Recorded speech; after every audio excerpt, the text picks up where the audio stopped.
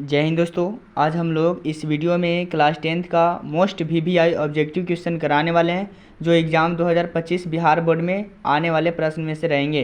तो आप लोग इस वीडियो को अंत तक देखिएगा दोस्तों। मेरा पहला प्रश्न है, निम्न में से कौन बायोगैस ईंधन का स्रोत नहीं है?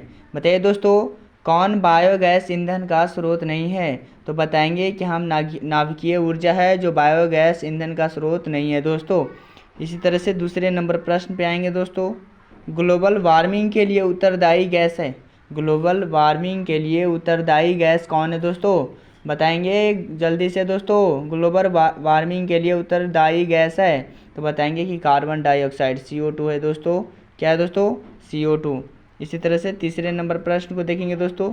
सूर्य तथा अन्य तारों की विशाल ऊर्जा का स्रोत है। सूर्य तथा अन्य तारों की विशाल ऊर्जा के स्रोत है दोस्तों। बताइए तो कौन से होंगे ऑप्शन में? सूर्य तथा अन्य तारों की विशाल ऊर्जा के स्रोत है तो बताएंगे कि हमारा नाभिकीय संलयन होगा। क्या होगा दोस्तों? नाभिकीय संलयन। इसी तरह से तीसरे नंबर प्रश्न को देखेंगे, चौथे नंबर प्रश्न को देखेंगे दोस्तों। नाभिकीय विखंडन को नियंत्रित करने में प्रयुक्त होता है। नाभिकीय विखंडन को नियंत्रित करने में प्रयुक्त कौन करता है दोस्तों? तो बताएंगे कैडमियम का छड़। कैडमियम का छड़ होता है दोस्तों। इसी तरह से पाँचवें नंबर प्रश्न को देखेंगे दोस्तों। आप लोग मन लगाकर पढ़ाई करिए दोस्तों। जितने क्लास 10th में हैं 2025 में बिहार बोर्ड से एग्ज़ाम देने वाले जितने स्टूडेंट हैं, आप लोग सभी लोग अच्छे से मेहनत करिए दोस्तों। आपके लिए रोज़ 8 बजे मोस्ट इम्पॉर्टेंट क्वेश्चन कराते हैं दोस्तों। आप लोग ज़रूर देखिएगा वीडियो को। और जितने क्लास 10th के आपके नज़र में हैं दोस्तों तैयारी करने वाले लोग, उन लोगों के पास इस वीडियो को शेयर ज़रूर करिएगा दोस्तों। तो पाँचवें नंबर प्रश्न को देखिए, क्या है दोस्तों? नाभिकीय विखंडन में मुक्त ऊर्जा होती है। कितना होता है दोस्तों? नाभिकीय विखंडन में मुक्त ऊर्जा कितनी होती है? तो बताएंगे 200 मेगा इलेक्ट्रॉन वोल्ट होता है दोस्तों। 200 मेगा इलेक्ट्रॉन वोल्ट होता है दोस्तों। इसी तरह से छठे नंबर प्रश्न को देखेंगे दोस्तों। ऊर्जा का सबसे अधिक प्रत्यक्ष एवं विशाल स्रोत क्या है? जल्दी से बताइए दोस्तों। ऊर्जा का सबसे अधिक प्रत्यक्ष एवं विशाल स्रोत क्या है? तो बताएंगे कि सूर्य है दोस्तों। क्या दोस्तों? सूर्य है। ऑप्शन नंबर सी होगा। इसी तरह से सातवें नंबर प्रश्न को देखेंगे दोस्तों। बॉक्सनुमा और कुकर में 3 से 4 घंटे के अंदर ताप हो जाता है। बताइए दोस्तों, बॉक्सनुमा और कुकर में 3 से 4 घंटे में के अंदर 3 से 4 घंटे में अंदर का ताप हो जाता है। कितना हो जाता है दोस्तों? तो 100 डिग्री सेल्सियस से 140 degree Celsius. Option number B होगा दोस्तों। क्या होगा? ये 100 डिग्री सेल्सियस से कितना हो जाता है? 140 डिग्री सेल्सियस। अब इसी तरह से 8वें नंबर प्रश्न को देखेंगे दोस्तों। पवनों का देश कहा जाता है। पवनों का देश कहा जाता है पवनों का देश कहा जाता है किसको दोस्तों? जल्दी से बताइए कमेंट करके। इस क्वेश्चन को आप लोग आंसर ही बताइए दोस्तों। पवनों का देश कहा जाता है, क्या कहा जाता है? जल्दी से बताइए दोस्तों। तो पवनों का देश डेनमार्क को कहा जाता है। क्या किसको कहा जाता है दोस्तों? डेनमार्क को। इसी तरह से 9वें नंबर प्रश्न है दोस्तों हमारा। पवन विद्युत जनित्र में पवन की चाल कम से कम कितनी होनी चाहिए? तो पवन विद्युत जनित्र में पवन की चाल कम से कम 15 किलोमीटर प्रति घंटा होनी चाहिए दोस्तों। 15 किलोमीटर प्रति घंटा होनी चाहिए। इसी तरह से 10वें नंबर प्रश्न को देखेंगे दोस्तों। जीवाश्म ईंधन का उदाहरण है। जीवाश्म ईंधन का उदाहरण क्या है दोस्तों? जीवाश्म ईंधन का उदाहरण कोयला है, लकड़ी है, गोबर गैस सभी है दोस्तों। क्या है दोस्तों? सभी ऑप्शन होंगे। ऑप्शन नंबर लास्ट वाले होंगे दोस्तों। इस तरह से 11 नंबर प्रश्न को देखेंगे दोस्तों। प्राचीन काल में ऊष्मीय ऊर्जा का सबसे अधिक सामान्य स्रोत था। प्राचीन काल में, आधुनिक काल में नहीं पूछ रहा है दोस्तों, पीछे वाले वर्ष में पूछ रहा है हमारे पूर्वजों ने क्या किया उसके बारे में। प्राचीन काल में ऊष्मीय ऊर्जा का सबसे अधिक सामान्य स्रोत था तो क्या था दोस्तों? तो लकड़ी था। क्या था दोस्तों? लकड़ी। ऑप्शन नंबर कौन सा होगा? बी होगा। इसी तरह से 12 नंबर प्रश्न को देखेंगे दोस्तों। कार्य करने की क्षमता को कहते हैं।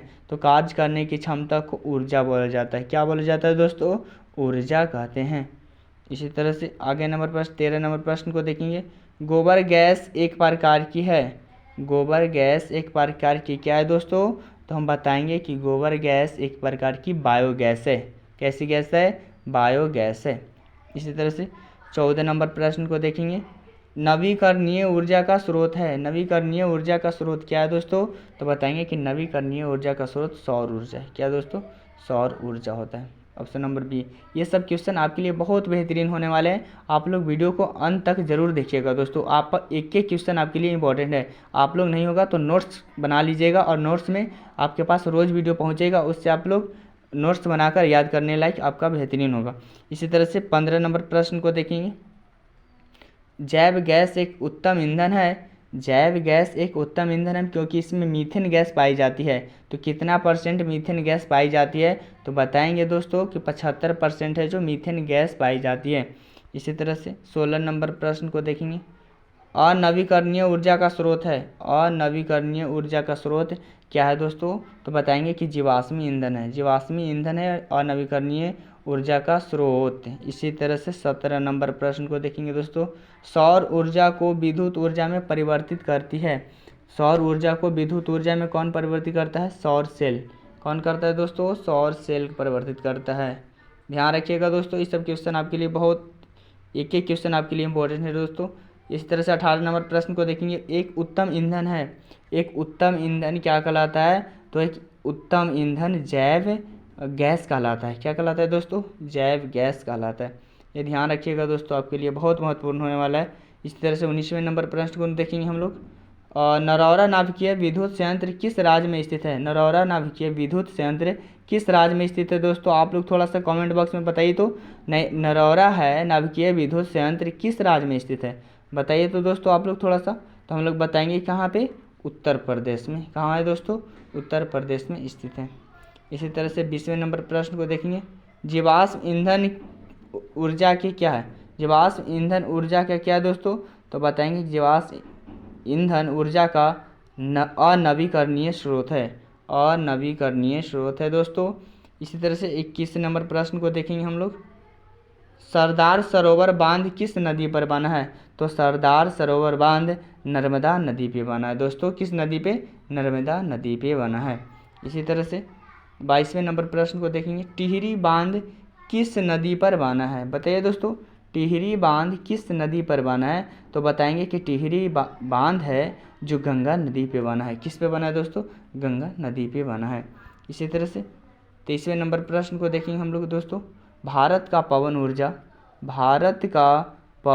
ऊर्जा द्वारा विद्युत उत्पादन करने वाले देश के कौन सा स्थान है। देखिए सॉरी थोड़ा सा मिस्टेक है, कौन सा स्थान लिखा हुआ है। भारत का पवन ऊर्जा द्वारा विद्युत उत्पादन करने वाले देश में कौन सा स्थान है, तो बताएंगे कि 5वां स्थान है। कौन सा स्थान है, 5वां स्थान है दोस्तों।